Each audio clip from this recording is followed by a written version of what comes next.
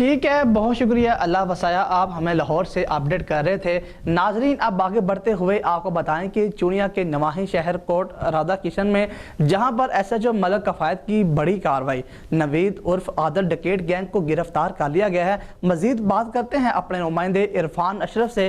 عرفان اشرف، بتائیے گا۔ جی بالکل، D P او قصور محمد سیب اشرف کی خصوصی ہدایات پر تھانہ Kot Radha Kishan, S H O Malik Kifayat اور ان کی پوری ٹیم کی محنت و لگن سے انتہائی خطرناک ڈکیت گینگ نوید عرف عادل سمیت 3 ارکان گرفتار۔ ملزمان کے قبضہ سے 1 لاکھ روپے نقدی رقم، 2 عدد موٹر سائیکل، 3 موبائل فون، ناجائز 3 عدد پسٹل اور 2 درجن سے زائد گولیاں برآمد۔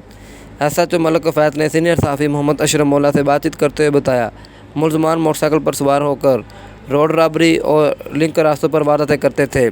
ملزمان نے دوران تفتیش موٹر سائیکل چھیننے اور رازدانی کی 5 سے زائد وارداتوں کا انکشاف کیا ہے۔